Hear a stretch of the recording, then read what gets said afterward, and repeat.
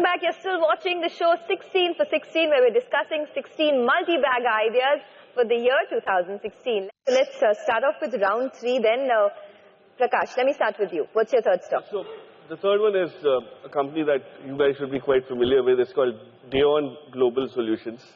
And it's a very interesting product company in the IT space. And it's a global player.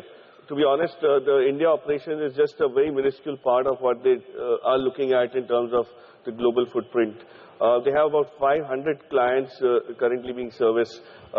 They've had some setbacks last year where a couple of products didn't get monetized the way they expected. So what they do is they provide you a very simple data analytics application-based product, which could be used in multiple interfaces. And the client segment is the financial services area. So it's wealth management companies, brokers, stock exchanges, arbitragers, and a lot of regulators as well. So globally, if you see, they've been doing a lot of work with the likes of Singapore Stock Exchange, a lot of commodity exchanges in London. The LME also uses a lot of their business. What's interesting about this company is that it's notched up decent sales. It had some setback, as I said, and that's why the sales is about 280, 290 crores. But it's available at just about one-time market cap, the one-time sales in market cap. So product companies usually deserve a little bit better. And what now seems to be happening is they are getting into a B2C segment also, where, as consumers of data, we could start doing that. And the last thing is, any data analytics company we've seen globally, the way they've evolved, after a while, when you have a repository of data with you, the monetization becomes very productive, because you own that data to a large extent, and you can have, what is called cross-client relationships, cross-client monetization. That's immensely powerful. So imagine an exchange data is available and the behavior of investor is available. Exchanges can customize products to do that, ETFs, whatever you have.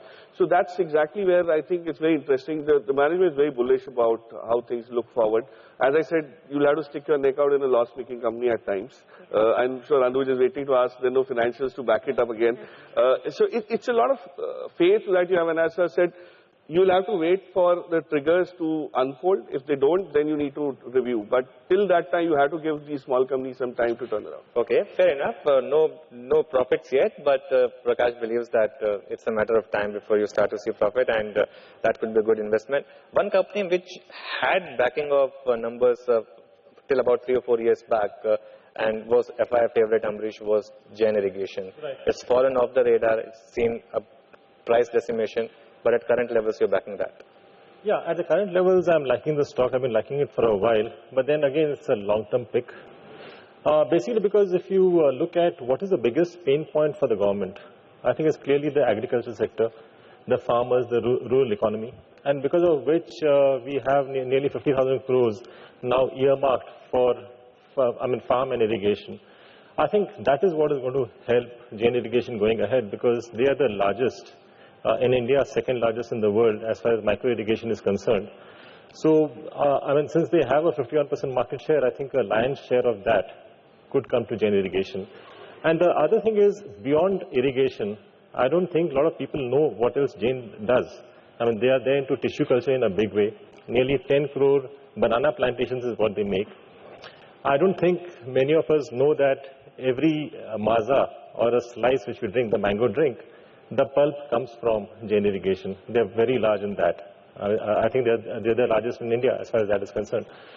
So, looking at all that, I think over the next, if you're talking of 1.5 to 2 years, you should really see the performance improving drastically. One of the major issues for Jain Irrigation, again, has been debt. Now they have started to monetize some of their assets. They sold part of your food processing unit. And they have garnered about 700 or 800 crores. So clearly they would be reducing the debt over a period of time. It can't be done overnight.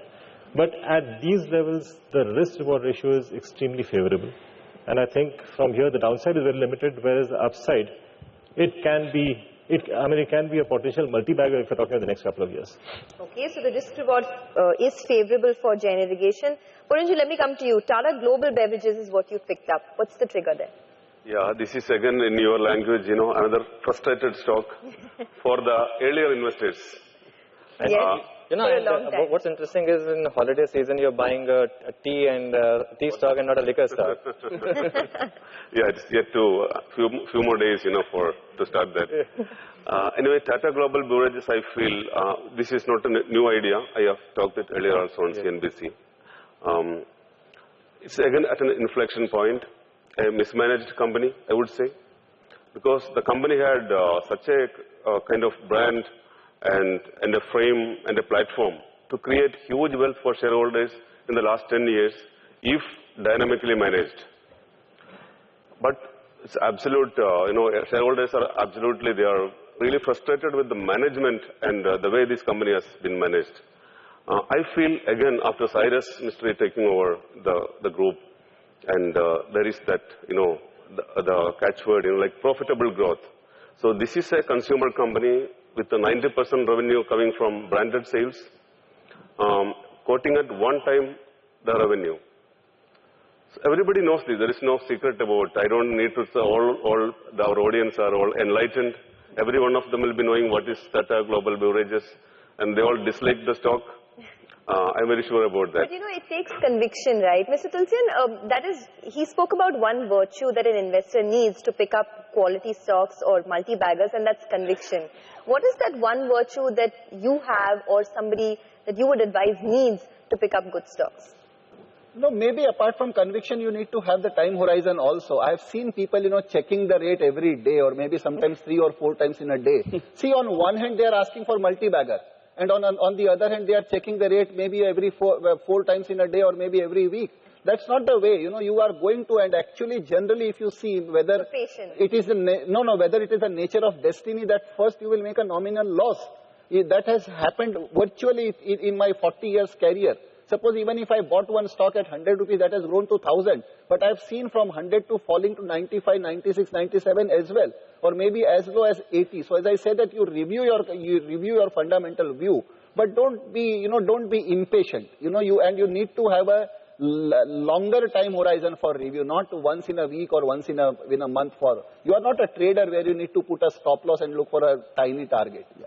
Well, as Warren Buffett said, stock market is designed to take money from the active and give it to the patient. So that's clearly the theme. On that topic, Mr. Tulsian, your next stock, AIA Engineering?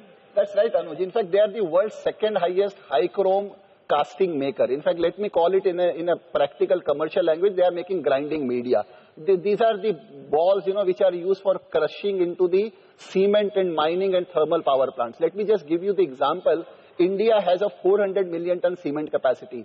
2 times of that is used as a limestone. That means limestone consumption of 800 million ton. Come on the power, thermal power. We have a requirement of 700 million ton of coal for generating that kind of power capacity which we have. And everyone is using the grinding ball. In fact, that balls are, for crushing the raw material, that is limestone and the coal. And this is used all over. And they have their market, they are world's second largest. They have marketing offices in 90 countries. They went public maybe about a decade back, 8 or 9 years back, when they had a capacity of 60,000 tons. They raised this capacity to 260,000 tons. Maybe the share must have rewarded 8 to 10 times in this last 8 to 10 years. And now the company is raising the capacity from 260,000 tons per annum to 440,000 tons per annum. A jump of almost 2/3, 66%, and that will get completed in next 1 year without availing a single debt. In fact, if you see the company's philosophy, they always kept their net worth, 50% of that as cash and cash equivalent, always, at all point of time. Even today, they have a net worth of 2,400 crore, 2,300 crore, 1,150 crore is the cash, which will get utilized for this expansion. But by the time they will complete the expansion in next 1 year, and again the cash which has been used for expansion will get replenished. So in fact, this product has lot of potential. In fact, promoters are holding 62% stake, 35% is held by the institutions and all that. So what my view on the stock is that the capacity expansion will keep happening. You have world over, even if you confine on India, this thermal power plant and cement. So India is the largest maker of the cement in the world. They are the largest producer. So we keep this stock in your portfolio with a view of next 5 years. But 2016 target I've set at 1,300 rupees.